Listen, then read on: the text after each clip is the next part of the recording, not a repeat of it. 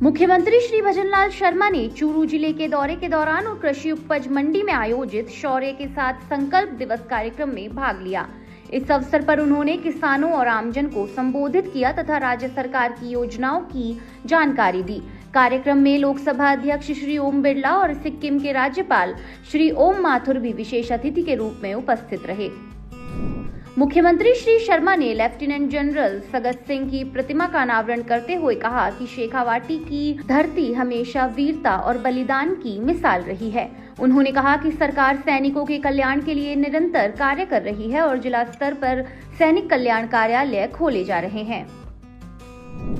मित्रों, जब मेरे को शेखावाटी आना होता है तो निश्चित रूप से उस समय को मैं धन्य मानता हूं कि जब मैं इस धरती पर पैर रखता हूं तो मुझे लगता है कि यह उन वीरों की धरती है, यह उन रणमांगड़ों की धरती है।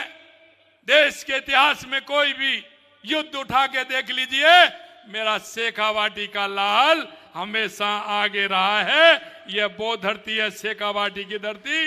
इसलिए मैं धरती को प्रणाम करता हूं, नमन करता हूं। लेफ्टिनेंट जनरल सगत सिंह जी की जन्मस्थली वीर भूमि चूरू ने देश को अनेक वीर और सैनिक दिए हैं, इसलिए मैं नमन करता हूं। मेरे भाई और बहनों, लगातार हमारी सरकार, चाहे हमारी केंद्र की सरकार हो या राज्य की सरकार हो, सैनिक कल्याण के लिए लगातार काम कर रही है। हमारी सरकार ने सेवानिवृत्त सैनिकों और शहीदों के परिवारजनों के कल्याण के लिए पूरी तरह सजग है। इस दिशा में हम लगातार काम कर रहे हैं।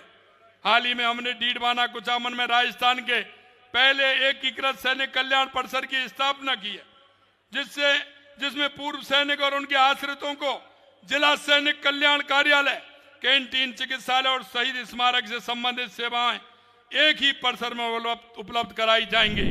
मुख्यमंत्री श्री भजनलाल शर्मा ने अपने संबोधन में कहा कि हमारे जवान देश की सीमाओं पर परिवार से दूर रहकर सेवा करते हैं, इसीलिए उनका सम्मान सर्वोपरि है। हमारे जवान देश की रक्षा के लिए अपने घर से दूर तैनात रहते हैं। ऐसे में उनके आश्रित परिजनों को सुविधा देने के लिए यह केंद्र महत्वपूर्ण भूमिका निभाएगा। जल्द ही प्रदेश के अन्य भागों में भी इस तरह की केंद्र की स्थापना की जाएगी। आरटीडीसी के सभी होटलों, गेस्ट हाउसों में वीरांगनाओं को 50% और सेवारत एवं पूर्व सैनिकों को 25% छूट का प्रावधान हमने किया है। आवश्यकता नवीन जिला सैनिक कल्याण कार्यालय खोले जा रहे हैं।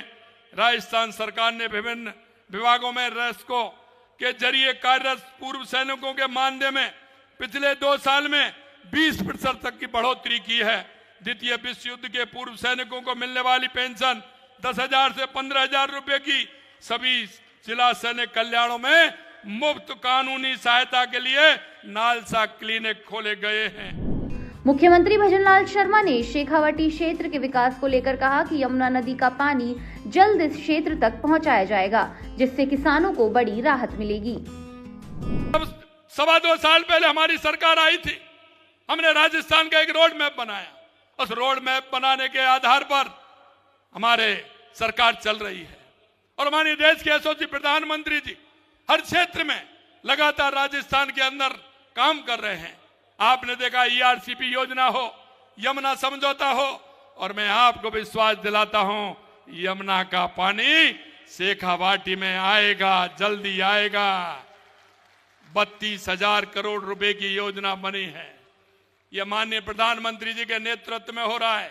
यही नहीं मेरे भाई और बहनों, आपके नजदीक में हनुमानगढ़, गंगानगर है।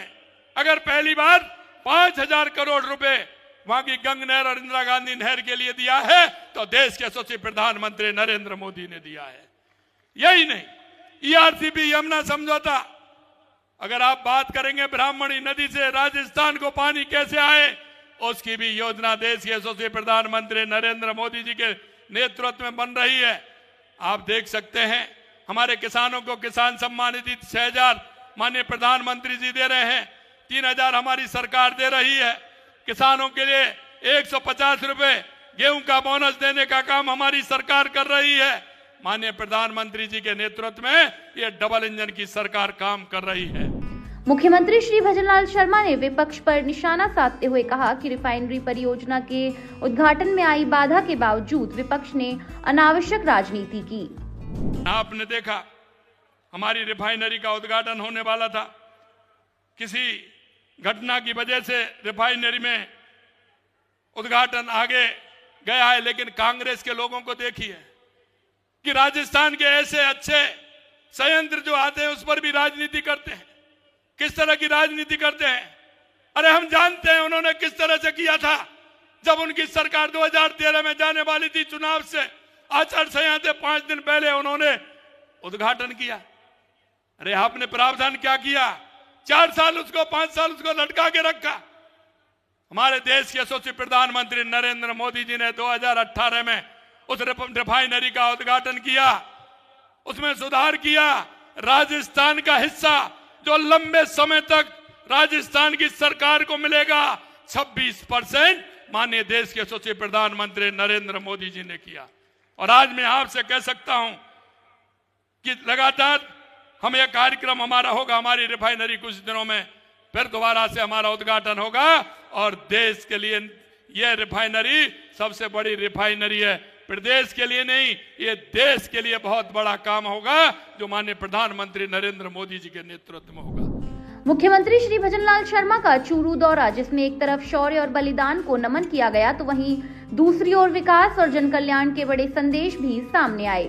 शहीद सगत सिंह की प्रतिमा का भव्य अनावरण न सिर्फ वीरता को श्रद्धांजलि बना बल्कि आने वाली पीढ़ियों के लिए प्रेरणा का स्रोत भी बन गया है। साथ ही किसानों को राहत, सैनिकों के सम्मान और क्षेत्रीय विकास को लेकर सरकार के संकल्प ने यह साफ कर दिया कि राज्य में विकास और संवेदनशीलता दोनों साथ साथ चल रहे हैं।